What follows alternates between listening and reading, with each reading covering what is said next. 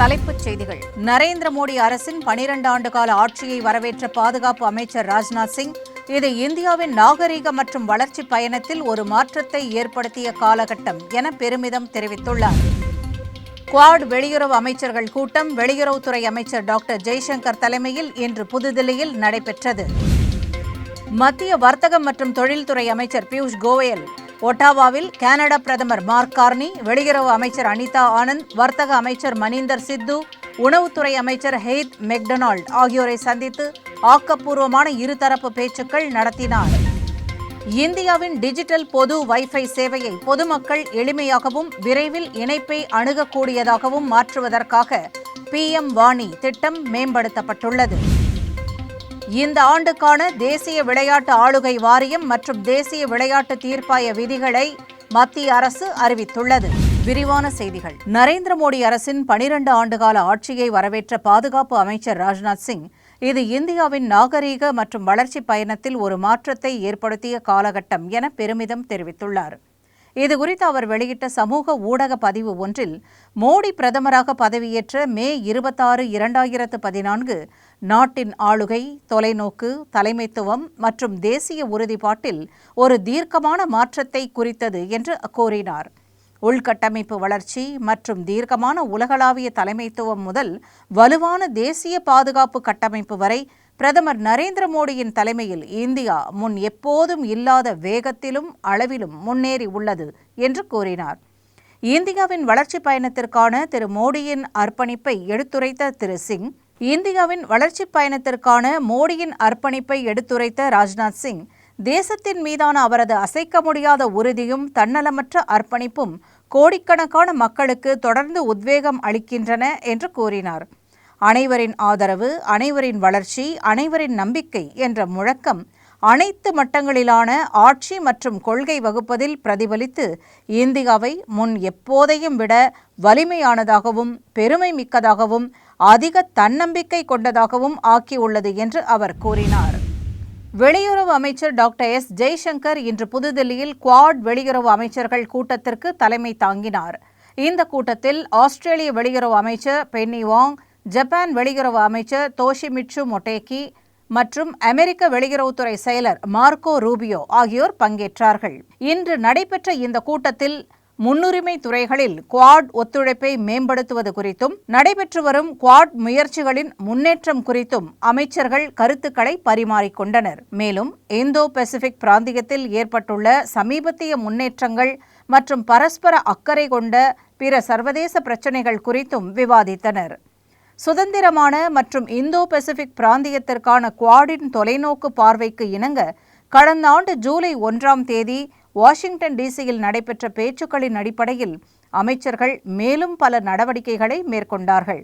அமெரிக்க வெளியுறவு செயலாளர் Marco Rubio இந்த மாதம் 23 4 நாள் பயணமாக இந்தியா வந்த நிலையில், இந்த கூட்டத்தில் கலந்து கொள்வதற்காக ஆஸ்திரேலியா மற்றும் ஜப்பான் வெளியுறவு அமைச்சர்கள் நேற்று தில்லி வந்தடைந்தனர். உலகளாவிய நிச்சயமற்ற தன்மை மற்றும் மேற்காசிய நெருக்கடி நிலவும் நேரத்தில் இந்த ஆண்டு வெளியுறவு அமைச்சர்கள் கூட்டம் மிகுந்த முக்கியத்துவம் வாய்ந்ததாக கருதப்படுகிறது. இந்தியா, அமெரிக்கா, ஆஸ்திரேலியா மற்றும் ஜப்பான் ஆகிய நாடுகளை உள்ளடக்கிய குவாட் இந்தோ பசிபிக் பிராந்தியத்தில் அமைதி, பாதுகாப்பு மற்றும் நிலைத்தன்மை ஆகியவற்றில் பெருமளவில் கவனம் செலுத்தும் ஒரு முக்கிய குழுவாக உருவெடுத்துள்ளது. இந்த கூட்டணியின் தற்போதைய தலைமை என்ற தகுதியில் இந்தியா இந்த கூட்டத்தை நடத்தியது. குவாட் நாடுகள் உலகளாவிய நன்மைக்கான ஒரு சக்தியாக செயல்படுவதற்கும் செழிப்பான மற்றும் மீள்திறன் கொண்ட ஒரு சிறந்த, சுதந்திரமான, அனைவரையும் உள்ளடக்கிய இந்தோ பசிபிக் பிராந்தியத்தை ஆதரிப்பதற்கும் உறுதியுடன் ஒன்றிணைந்து செயல்பட்டு வருகின்றன. குவாட் அமைப்பானது சுகாதார பாதுகாப்பு, பருவநிலை மாற்றம், முக்கிய மற்றும் வளர்ந்து வரும் தொழில்நுட்பங்கள் போன்ற சமகால பிரச்சினைகள் மற்றும் சவால்கள், அத்துடன் பிராந்திய நாடுகளின் கடல்சார் கள விழிப்புணர்வை வலுப்படுத்துதல் ஆகியவற்றில் கவனம் செலுத்தும் ஒரு நேர்மறையான மற்றும் நடைமுறைக்கு உகந்த செயல் திட்டத்தை ஏற்றுக்கொண்டுள்ளது. மத்திய வர்த்தகம் மற்றும் தொழில்துறை அமைச்சர் பியூஷ் கோயல் ஒட்டாவாவில் கனடா பிரதமர் மார்க் கார்னியை சந்தித்து பிரதமர் நரேந்திர மோடியின் வாழ்த்துக்களை தெரிவித்தார். இந்த சந்திப்பின் போது இருதரப்பு ஒத்துழைப்பை மேலும் வலுப்படுத்துவது குறித்து தொலைநோக்கு பார்வையுடன் விவாதித்ததாகவும், இந்தியா கனடா விரிவான பொருளாதார கூட்டாண்மை ஒப்பந்தத்தை விரைவில் முடிவுக்கு கொண்டு வருவது குறித்து நம்பிக்கை தெரிவித்ததாகவும் கூறினார். இந்த ஒப்பந்தம் இரு நாடுகளுக்கும் வளர்ச்சி மற்றும் செழிப்புக்கான புதிய வழிகளை திறக்கும் என்றும் அவர் மேலும் கூறினார். மார்க் கார்னியின் சமீபத்திய இந்திய பயணத்தை நினைவு கூர்ந்த அமைச்சர், அந்த பயணம் இந்தியா கனடா உறவுகளுக்கு புதிய உத்வேகத்தையும் புதுப்பிக்கப்பட்ட நம்பிக்கையையும் அளித்துள்ளது என்றார். பின்னர் கனடா வெளியுறவு அமைச்சர் அனிதா ஆனந்துடன் விரிவான பேச்சுவார்த்தை நடத்திய பியூஷ் கோயல், இந்தியா கனடா நீண்ட நாள் பயணத்தில் வர்த்தகம், முதலீடு மற்றும் தொழில்நுட்ப தொடர்புகளின் முக்கியத்துவத்தை வலியுறுத்தினார். இந்தியாவின் விரிவடைந்து வரும் உள்கட்டமைப்பு, புதுப்பிக்கத்தக்க எரிசக்தி, தளவாடங்கள், டிஜிட்டல் உள்கட்டமைப்பு மற்றும் நுகர்வோர் துறைகள் உள்ளிட்டவை பரந்த ஒத்துழைப்பு மற்றும் முதலீடுகளுக்கு குறிப்பிடத்தக்க வாய்ப்புகளை வழங்குகின்றன என்று கோயல் சுட்டிக்காட்டினார். மேலும் இந்தியா கனடா விரிவான பொருளாதார கூட்டாண்மை ஒப்பந்த பேச்சுவார்த்தைகளை முன்னெடுத்து செல்வது குறித்து கனடாவின் சர்வதேச வர்த்தக அமைச்சர் மணீந்தர் சித்துவுடன் ஆக்கப்பூர்வமான இருதரப்பு பேச்சுக்களையும் நடத்தினார். அவர்களின் சந்திப்பின் போது இந்தியா கனடா பொருளாதார உறவுகளை வலுப்படுத்தி வணிகங்களுக்கும் குடிமக்களுக்கும் உறுதியான பலன்களை வழங்கும் ஒரு சமச்சீரான, வணிக ரீதியாக அர்த்தமுள்ள மற்றும் லட்சியமிக்க ஒப்பந்தத்தை நோக்கி செயல்படுத்துமாறு இரு நாடுகளின் குழுக்களுக்கும் அமைச்சர்கள் தெளிவான வழிகாட்டுதலை வழங்கினர். அவர் கனடாவின் வேளாண்மை மற்றும் வேளாண் உணவுத்துறை அமைச்சர் ஹீத் மெக்டொனால்டுடனும் ஒரு சந்திப்பை நடத்தினார். இந்திய விவசாயிகள் மற்றும் உற்பத்தியாளர்களின் வருமானத்தை உயர்த்துவதை நோக்கமாக கொண்டு உணவு பாதுகாப்பு, நிலைத்தன்மை, வேளாண் தொழில்நுட்பம் ஆகியவற்றில் கவனம் செலுத்தி வேளாண்மையில் ஒத்துழைப்பை வலுப்படுத்துவது குறித்தும் உணவு பதப்படுத்தும் துறையில் ஒத்துழைப்பிற்கான வாய்ப்புகளை ஆராய்வது குறித்தும் விவாதித்தனர்.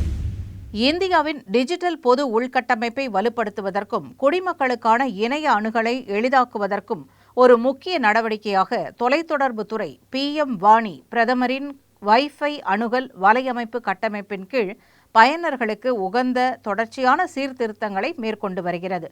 இன்றைய டிஜிட்டல் யுகத்தில் நாடு முழுவதும் உள்ள மாணவர்கள், பயணிகள், அன்றாட பயணிகள், தொழில் வல்லுநர்கள் மற்றும் சிறு வணிகர்களுக்கு ஆதரவளிக்கும் ஒரு முக்கிய பொது பயன்பாடாக பொது வைஃபை உருவாகி வருகிறது என்று தகவல் தொடர்பு மற்றும் ஊரக வளர்ச்சித்துறை இணையமைச்சர் டாக்டர் பெம்மசானி சந்திரசேகர் கூறியுள்ளார்.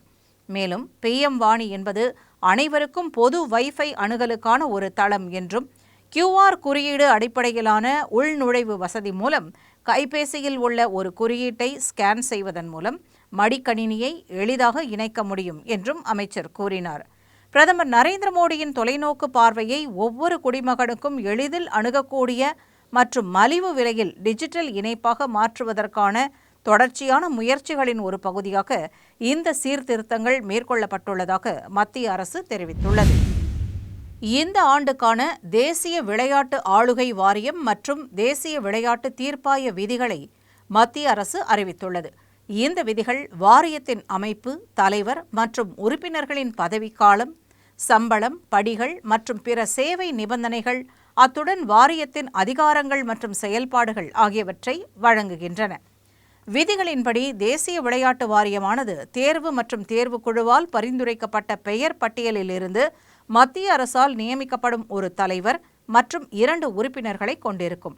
தேசிய விளையாட்டு வாரியமானது தேசிய விளையாட்டு அமைப்புகளுக்கு அங்கீகாரம் வழங்குவதற்கும் ஆளுகை, நிதி மற்றும் நெறிமுறை தர நிலைகள் பின்பற்றப்படுவதை உறுதி செய்வதற்கும் ஒரு மத்திய அதிகார அமைப்பாக செயல்படுகிறது.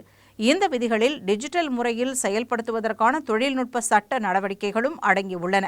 இதில் அறிவிப்புகள், பதில்கள், ஆவணங்கள் மற்றும் விளக்கங்களை சமர்ப்பிப்பதற்காக மத்திய அரசால் ஒரு பிரத்யேக இணையதளம் அறிவிக்கப்படுவது, தீர்ப்பாயத்திடமிருந்து வரும் தகவல் தொடர்புகள், உத்தரவுகளை வெளியிடுதல், மெய்நிகர் விசாரணைகள் மற்றும் நடவடிக்கைகள், உத்தரவுகள் தொடர்பான பதிவேடுகளை பராமரித்தல் ஆகியவை அடங்கும்.